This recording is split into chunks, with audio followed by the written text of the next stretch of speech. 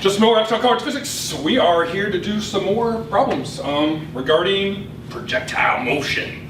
So let us just get started with this next problem and throw in some new curves in a sense. All right, so here's the problem.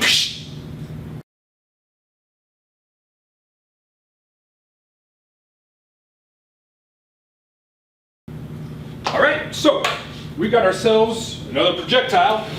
It's going to be launched at a 65-degree angle with an initial velocity of 20 meters per second, but this time it's going to be initially 10 meters above ground level. We're going to ask sort of similar things that we've asked for in previous problems. So let's just go ahead and model this one out. We can go ahead and take something like this, say that that's like 10 meters. And again, we may not be exactly correct in exactly where it's going to land, but we can always draw something out that has some sort of rationale in terms of what this object does. So let's take the object. It's going to be initially right here. It's going to be shot up at 65 degrees. We've got ourselves V initial hat is equal to 20 meters per second at 65 degrees with respect to the horizontal. And, well, this is maybe a little bit too big for 20 meters per second. So we'll have to scale this down a little bit. We'll say that that's actually about 10 meters. Throw that over there. So that's 10 meters.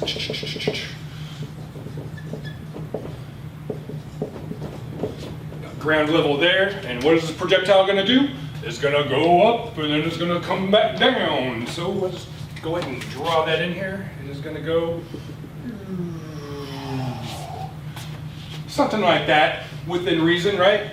So eventually, yeah, it comes right there and it's going down like that. It has some initial velocity, has some final velocity as it reaches the ground, has some maximum height relative to ground level, and these are going to be the things that we are interested in. So here's our initial state right here, and we go ahead and start answering some questions. First question is, what is the maximum height of this object relative to ground level? So this we've got to be a little bit careful with, because we want to measure it with respect to ground, and we can always take something like this. Say, well, this is the elevation from which it was initially launched, and this being then delta y max.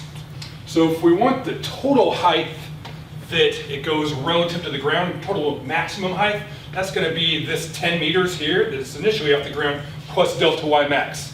So got to be a little bit careful with that, how the question's asked, and oh, here we go.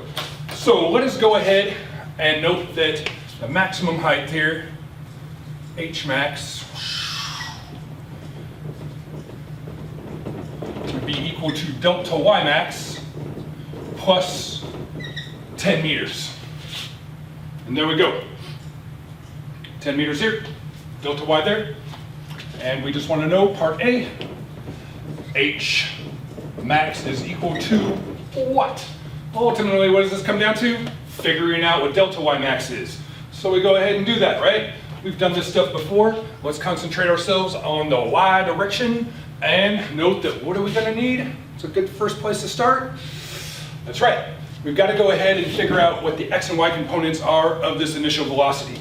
It's always a good place to begin. We can start off with the x initial is going to be equal to the magnitude of v initial times the cosine of a theta v initial, and vy initial is equal to the magnitude of v initial times the sine of theta v initial. So we can go ahead and quantify these out, and vx then is going to be equal to 20 meters per second multiplied by the cosine of a 65 degrees, and the y component will be 20 meters per second times the sine of 65 degrees, 18.1262 or something. I'm trying to remember from last time, but nonetheless, 20 times the cosine of 65 and 20 times the sine of 65. We've got ourselves 8.4524 8.4524 meters per second for the x component. And for the y, we've got ourselves 18.1262 meters per second. So there we go. We've got ourselves the initial velocities in the x and y directions. So now we can go ahead and start focusing on this delta y max. We've got ourselves a nice expression that says that Vy final squared is equal to Vy initial squared minus 2g delta y. That's one of the nice expressions that we have for motion in the y direction. Why do I pick this one? Well, we want to know what delta y max is. Vy initial is equal to, Vy final is equal to, and time is equal to what? Well, we know that Vy initial is our 18.1262 meters per second. So we've got to know one of these. Which one do we know? Well, we know that at its maximum height, or say at the maximum displacement upward in the y direction, delta y max, its velocity in the y direction is equal to 0 at delta y max. So those are the piece of information that we know, and that allows us then to go ahead and utilize this expression to figure out what delta y max is. So we can go ahead and say that 0 for Vy final squared is equal to Vy initial squared minus 2g delta y max, giving us that delta y max is equal to, we'll subtract that from both sides, divide by negative 2g, and we've got ourselves Vy initial quantity squared divided by the quantity of 2g, which is then 18.1262 meters per second. Quantity squared divided by 2g gives us the delta y max is equal to squared divided by quantity of 2 times 9.8, 16.7631 meters.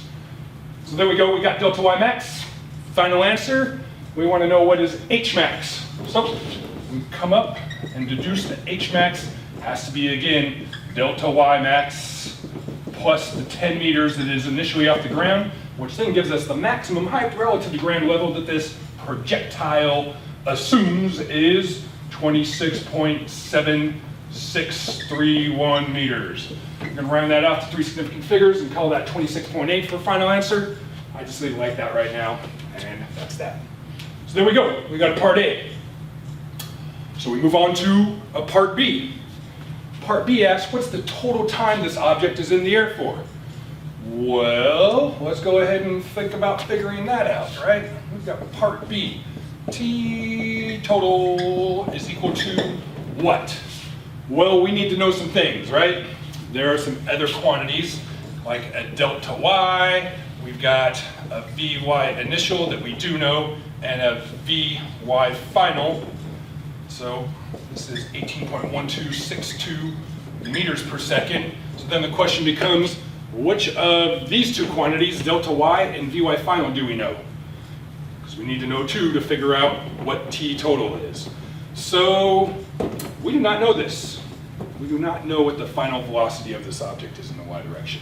We can calculate it, but to see if we can get around that, find it a different way.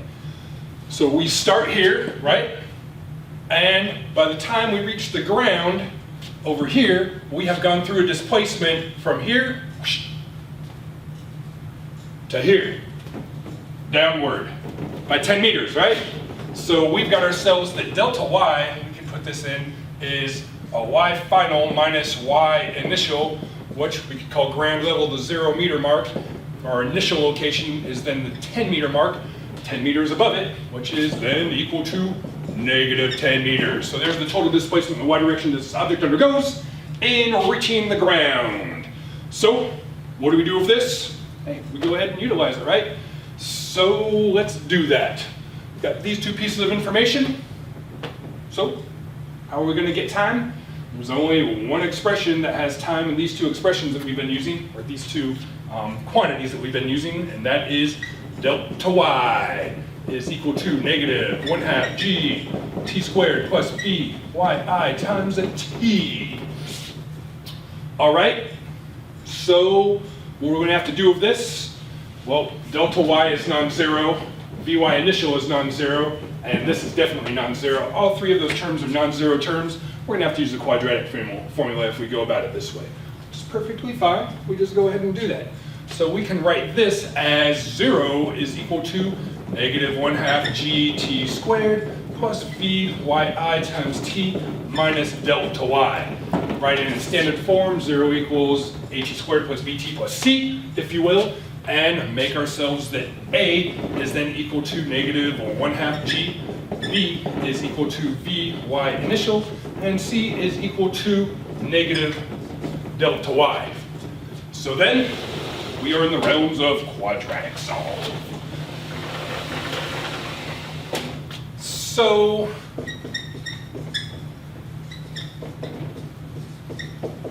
we go ahead and quadratic solve this, and by now you should know the quadratic formula, or have it programmed in your calculator at very least. We've got our quantity A being equal to negative 1/2 g is then equal to negative 4.9, leaving units off, not important for the quadratic formula. B is going to be equal to, well, Vy initial, which was 18.1262, and C is negative delta y, so that leaves us with C is equal to a 10, negative 10. So go ahead, my calculator still has that programmed in, and go ahead and get ourselves negative 4.9, oops, try to put it in right, 18.1262, and 10. And I get two answers. One of them is negative 0.48745. Well, negative time doesn't really mean anything for us because time's going forward. So the negative answer is physically not relevant with this. So look at the positive answer, and it says 4.18667. T is equal to 4.18667 seconds. And there we go. There is the total time that this object is in the air. Notice that this was a little bit more complicated than when it just returned back to the initial elevation from which it began. When that was the case, we could go ahead and, well, say that that's 0, and then factor out a t and solve for it. If delta y is not 0, and Vy initial is not 0, then you've got to be able to use the quadratic formula if you go about it in this way. So, that being said, we get the answer. There it is. 4.18667 seconds is the total time that this object is in the air for. All right, what else do we want to know? Well, how about we figure out how far away horizontally it strikes the ground? That sounds fun, right? What is this distance here? With the red. What is this? Delta x max. So we throw in a part C. Delta x max is equal to a what? Well, let's go ahead and see if we can get delta x max. So this object is in the air for 4.18667 seconds, and while it's in the air, it travels at a constant rate in the x direction of 8.4524. So we just got distance equals rate times time. That's what we've got, right? Delta x is equal to Vx initial times time. We want to know delta x max. All that we utilize is t total then. So delta x max is equal to Vx initial times a t total, which is then equal to 8.4524 meters per second multiplied by the time of 4.18667 seconds. And 8.4524 times 4.18667. you get 35.387. 35.387 meters. So, this doesn't look too bad scale-wise. It should be shifted over a little bit, but hey, there we go. The line's 35.387 meters away horizontally by the time it reaches the ground. That was pretty easy. So once we get the time, figuring out what delta x is a snap, so to say. All right, how about a part D? Part D. We want to know what is the velocity as a magnitude and direction as this object reaches the ground. So we're going to concentrate now on this vector, v final hat. Let's see if we can get that. Well, v final hat equals what? Well, we got to realize that v final hat is equal to vx final I hat plus vy final j hat. So there's it written out as a unit vector. We know what vx final is, right? Vx final is equal to vx initial is equal to 8.4524 meters per second. So all that we need to figure out is what is vy final? Well, vy final could be gotten by strict evaluation, right? Vy final is equal to negative gt plus vy initial. There's a pretty easy way of going ahead and getting vy final based upon knowing what the time is. The time that it reaches its ground is still the total time, 4.18667. So we've got the vy final is going to be negative g times 4.18667 seconds plus vy initial, so plus 18.1262. 1262 meters per second gives us the final velocity in the y direction as it reaches the ground, being equal to negative 9.8 times 4.18667 plus 18.1262 gives us negative 22.903. Negative 22.903 meters per second. Negative because it's going downward, and well, the magnitude or how fast it's going downward is 22.903 meters per second. So now that we've got the x and the y components, we can go ahead and form the magnitude and the direction of this final velocity vector by saying that v final magnitude is equal to the square root of vx final quantity squared plus vy final quantity squared. So here's the x, here's the y. We go ahead and stick that in there, and we've got ourselves square root of 8.4524 squared plus quantity of negative 22.903 squared. Oops. Delete. There we go. All right, and I get 24.413. 24.413 meters per second. There is how fast this object is going when it reaches the ground, or as it reaches the ground. If you recall from the previous problem, when it turned to the same elevation from which it began, which was like right here, right?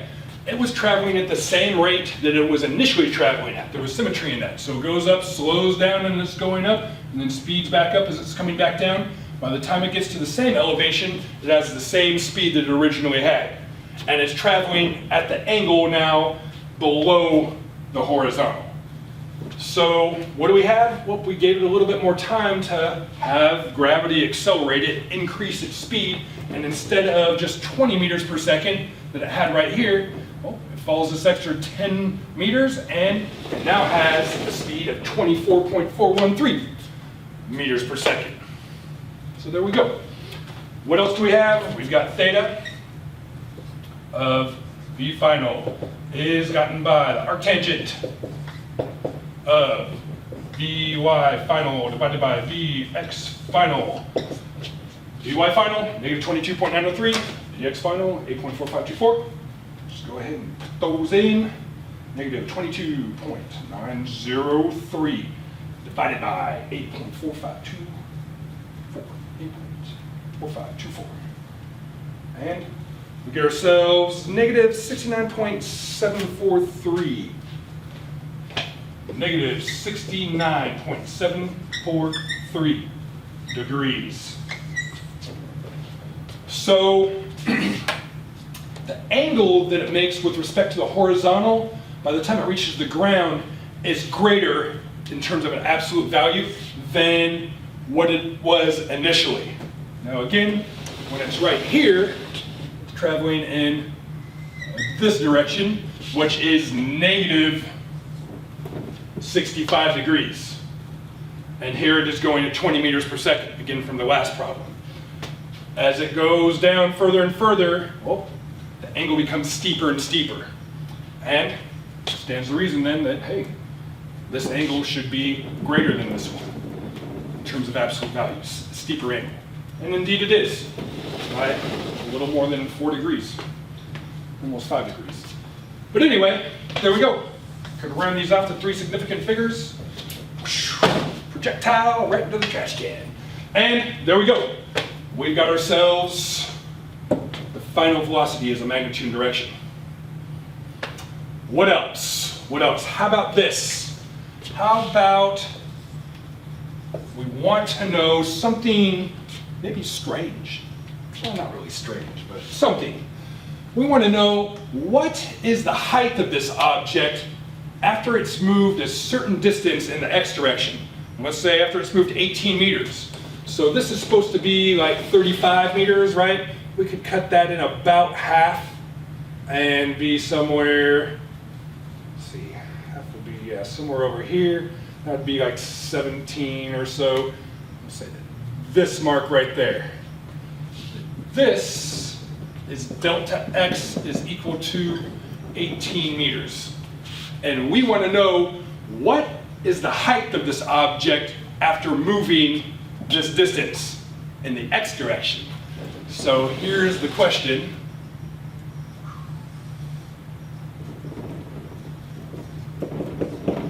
What's that height right there of the object?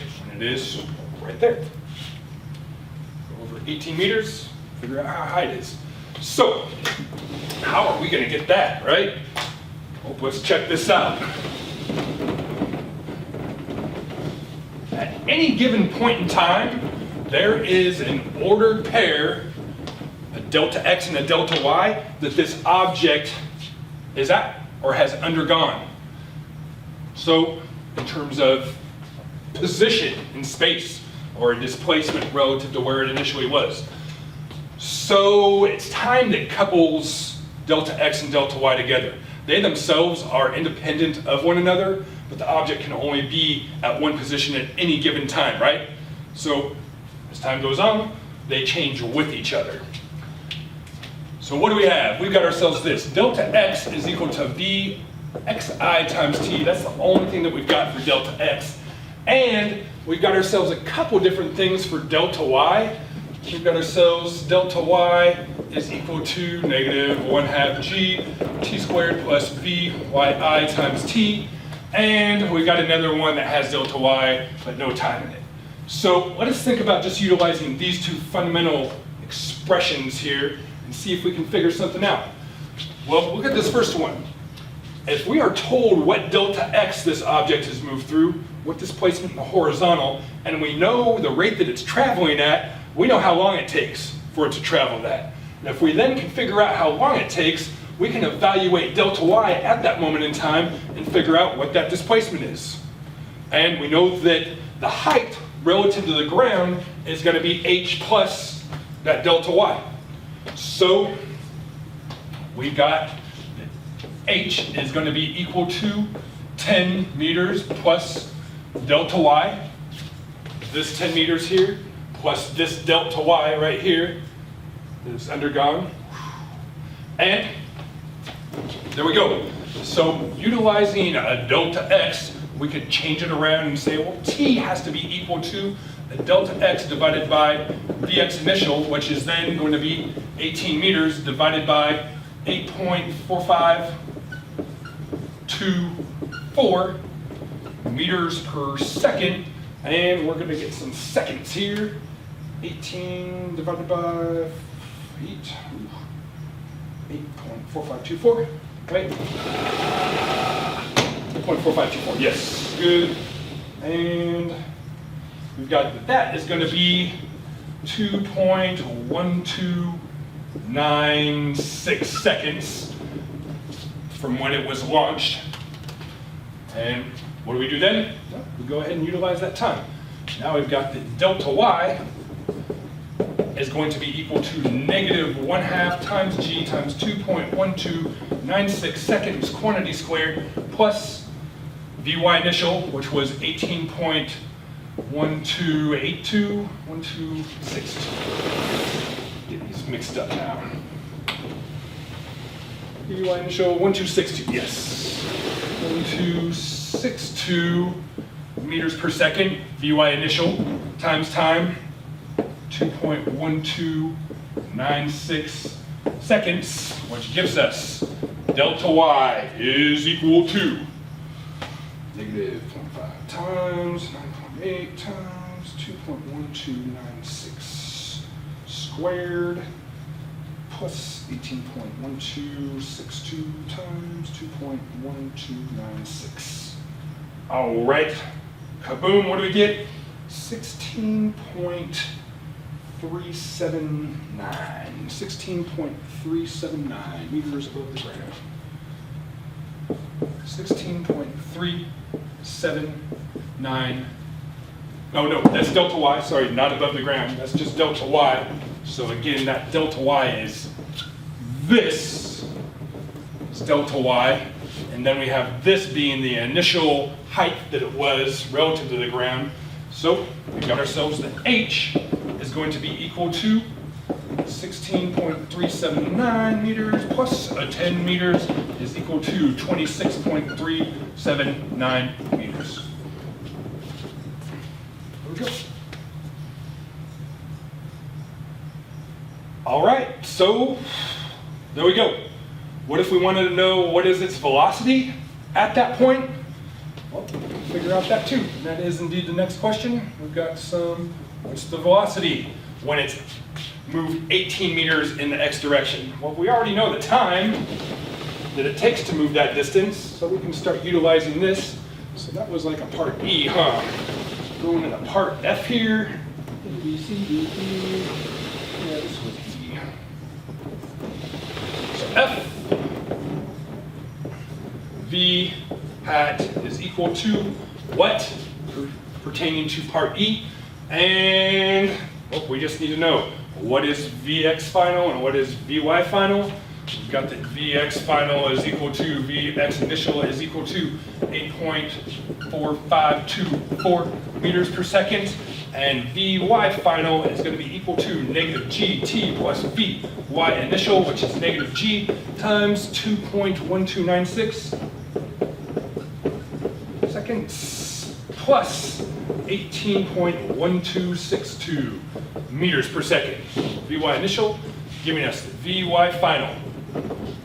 After it's 18 meters in the x direction is -9.8 times 2.1296 plus 18.1262 gives us -2.7439.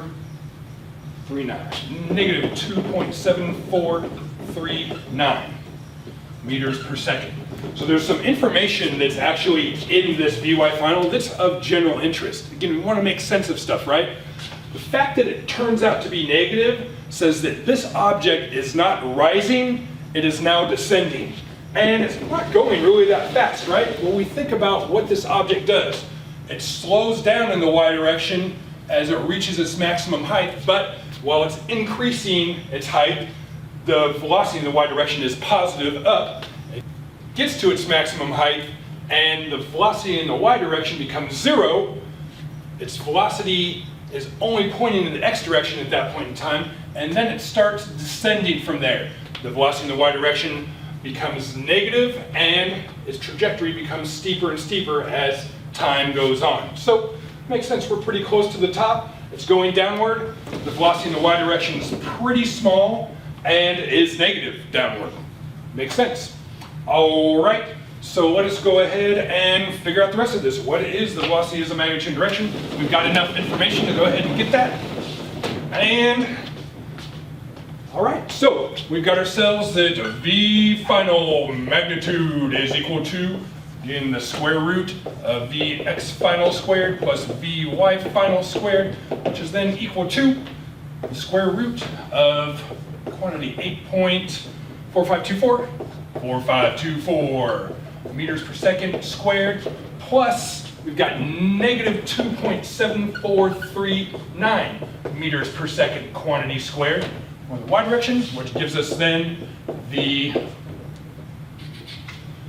magnitude of the velocity, or the speed of the object when it's moved 18 meters over in the x direction, is equal to 8.4524 squared plus negative 2.7439 quantity squared, gives us about 8.887 meters per second. So, not that fast, because most of the velocity is in the x direction, and the maximum, or the velocity in the x direction, is always this. So it's a little bit greater than 8.4524 because there is a y component that's added onto it. And there we go. The angle, theta v final, is gotten by looking at, once again, the arctangent of v y final divided by v x final, which gives us then theta v final is equal to the arctangent of negative 2.7439 divided by 8.4524.